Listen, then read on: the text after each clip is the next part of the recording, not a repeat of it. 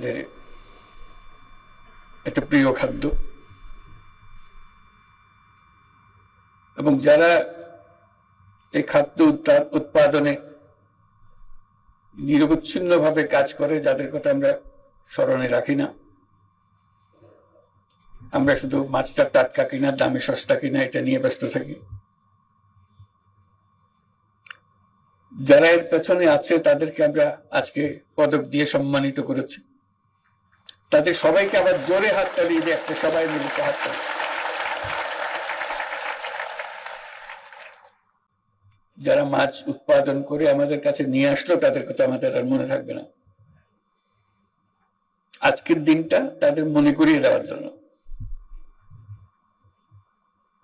তারা কি প্রতিকূল অবস্থার মধ্যে আমাদের জন্য বাছাই করা মাছগুলো টাটকা অবস্থায় পরিবেশন করার জন্য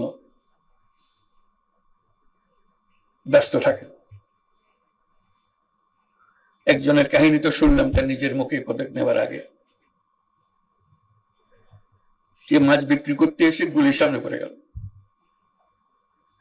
বেচারা সারা রাত এই মাছের পেছনে ছিল, কোথায় চট্টগ্রাম থেকে সে এখানে এসছে। এটা তো মাত্র একটা উদাহরণ।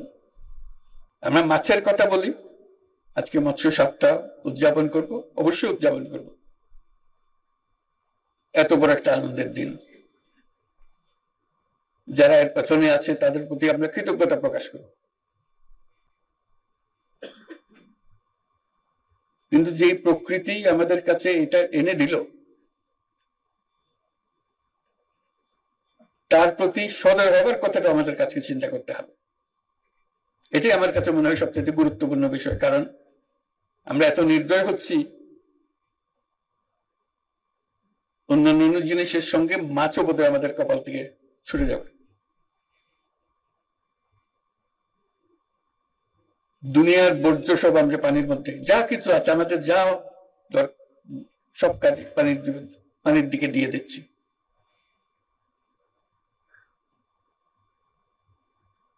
আমরা নদী শাসনের কথা বলি, কথার কথা বলি, হয়তো নদী পালনের কথা বলি না। তা সে শাসন করতে চাই আমরা, এবং শাসনের নামে তার প্রতি যত নির্দয় হওয়ার জিনিস সেটাও করে।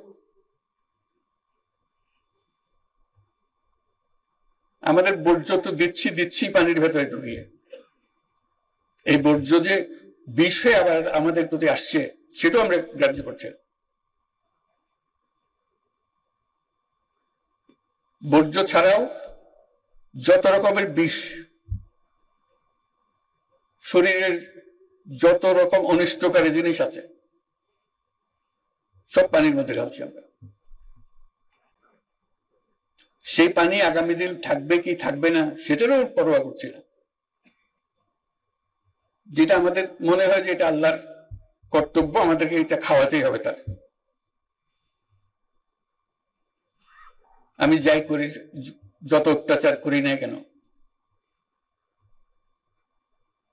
কাজে আজকে মৎস্য সপ্তাহের সঙ্গে পানির কথাটা যেন আমরা না ভুলি। মাছ ততদিন পাবো যতদিন আমরা পানি রাখতে পারি। আমি লিখিত বক্তব্য ফিরে আসছি।